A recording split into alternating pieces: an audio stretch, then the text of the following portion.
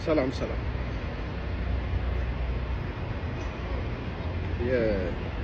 የኢትዮጵያ የሕክምና ባለሙያዎች ጥያቄ ሳስበው ኢህአዴግ የገባ ሰሞን የመጀመሪያዎቹ አካባቢ የኢትዮጵያ ንግድ ባንክ ሰራተኞች የመብት ጥያቄ አንስተው ነበር። ባነሱት ጥያቄ ምክንያት ስራ አንገባም ብለው ሲሉ የተወሰነ ቀናትን አስቀምጠው ከዛ ቀን በኋላ የማገቡ ከሆነ ብሎ የስራ ቅጥር አዋጅ በማወጅ አዳዲስ ሰራተኞችን ቀጥሮ ነበር እና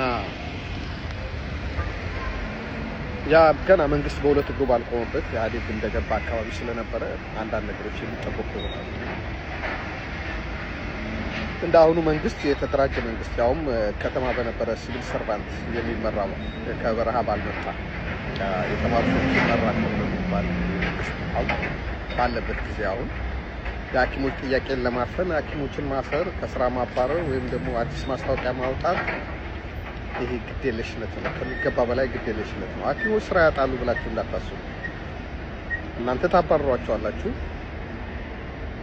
ሌላ ቦታ ይገባሉ፣ ወይ ከሀገር ይወጣሉ፣ ወይ ሀገርም ውስጥ የግል የሆነ ቦታ ይሰራሉ። መቼም በሀገራቸው አትሰሩም ብላችሁ አትከለክሏቸው። ግን የሐኪሞችን ጥያቄ ስናየው እንደ አንድ ህሊና እንዳለው ሰው ስናየው የሚከፈላቸው ደሞዝ $85 አካባቢ ነው በወር። ይህ $85 በሰለጠነው ዓለም አንድ ተራ ስራ የሚሰራ ሰው የታክስ የግብር የምናምን የጡረታ ተቀናንሶ አንድ ቀን የሚያገኘው ነው። አሁን ለምሳሌ በእንግሊዝ ሀገር የመጨረሻው ሚኒመም ዌጅ የሚባለው የሚሰራ ሰው ተቀናንሶ 85 ብር ያገኛል በአንድ ቀን። እንግዲህ በእንግሊዝ ሀገር አንድ ቀን የሚከፈለው ደሞዝ ነው ማለት ነው። በኢትዮጵያ የ9,000 ብር ደሞዝ ለአንድ ዶክተር የሚከፈለው።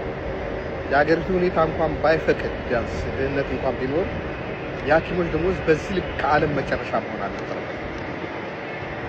ሌላው ምንድነው? መንግስት የዋጋ ግሽበትን ሲቀበል ወርልድ ባንክ ያስቀመጠበትን ክራይቴሪያ በመቀበል የኢትዮጵያ ብር በጣም እንዲወርድ ከዶላር አነስ በፊት ከነበረው አቅም በኃይል እንዲወርድ ሲቀበል በ30% እንዲወርድ ሲቀበል የሰራተኞች ደሞዝ እንደሚጨምር ታሳቢ ማድረግ ነበረበት። እሱ እርዳታ ወይ ብድር ማግኘቱ ሳይሆን ማየት ያለበት እግረ መንገዱ የሰራተኞች ደሞዝ፣ የሲቪል ሰርቫንቱ ደሞዝ፣ የህዝቡ የኑሮ ሁኔታ በሱ ደግሞ መደጎም እንዳለበት ማወቅ ነበረበት።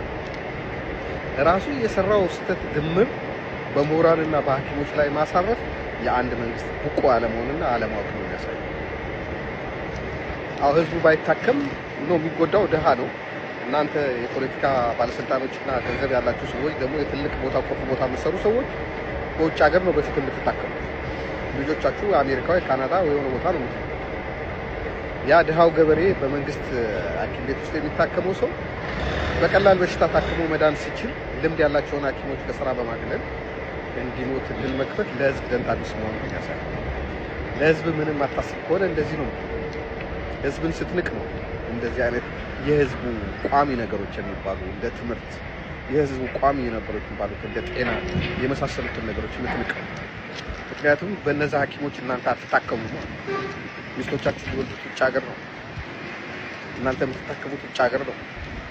ስለዚህ ለእናንተ ያ ፔን አይሰማችሁም። ህዝቡ ግን ዋጋ ይከፍልበታል። ተዛት የአንድ የህዝብ መንግስት ነኝ ካል ከህዝቡ የሚነሱ ጥያቄዎችን ጠቃሚ የሆኑትን መመለስ አይደለም። አግባብነት የሌላቸው ጥያቄዎችን ህዝቡ የመጠየቅ መብት እንዳለው ማወቅ ያስፈልጋል። ስለዚህ መንግስት ነኝ ማለት ኮትና ሱሪ ለብሶ ክራባት አድርጎ መዞር አይደለም። ከዚህ በፊትም ተናግሬያለሁ። በደላሎች በውሸታሞች ማጨብጨብ አይደለም። አሁን የሚያጨበጭቡ ብዙ አሉ ከዚህ ስር፣ ምክንያቱም እንጀራቸው የሚበሉት እንደዛ ነው። አጨብጫቢና ደላላ በመሰብሰብ መንግስት ነኝ ብሎ ማውራት ትርጉም የለውም። የህዝብ ጥያቄ፣ የምሁራን ጥያቄ፣ የእያንዳንዱ ሰው ጥያቄ መመለስ ካልቻለ መንግስት ነኝ ማለት አልቻለም። ሰው መንግስት ምንድን ነው መገለጫው? መንግስት ምንድን ነው? አካልነቱ መሰረቱ ምንድን ነው? ህዝብ አይደለን? የህዝብ ጥያቄ፣ የምሁራን ጥያቄ፣ የባለሙያ ጥያቄ፣ የተማሪዎች ጥያቄ የማይመልስ የገበሬ ጥያቄ፣ የነጋዴ ጥያቄ፣ የወታደር ጥያቄ የማይመልስ መንግስት ነኝ የሚለው ምንድን ነው? ምን አይነት መንግስት ነው? ምን አይነት ታሪክ ሊጽፍ ነው? ስለዚህ በዶክተሮች ላይ የተደረገው ነገር በጣም ክፉ ነው፣ በጣም መጥፎ ነው። ሰዎች በሀገራቸው ላይ ያላቸውን እምነት የሚሸረሽር ነው።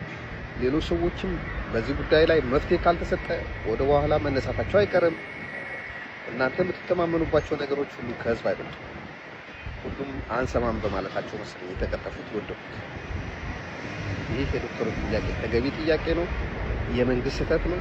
ማረም አለበት፣ ይቅርታ መጠየቅ አለበት። ችግሮችን ፈጥኖ መፍታት ያለበት ፈጥኖ መፍታት አለበት። ቀስ ብሎ ሊፈታቸው የሚገቡ ነገሮችን ቀስ ብሎ መፍታት አለበት እንጂ በማሰር በማንገላታት ለማፈን መሞከር ወደ ሌላ ነገር የሚከተው ታውቃለህ። አይሰማም። የመንግስት በደላላ የተከበበ ስለሆነም ቁም ነገር ነው ብሎ የንግግር ይወስደዋል ብዬ አይደለም። ለግንዛቤ ነው ሰዎች ተናገሩ ስላዳመጣችሁ ነው።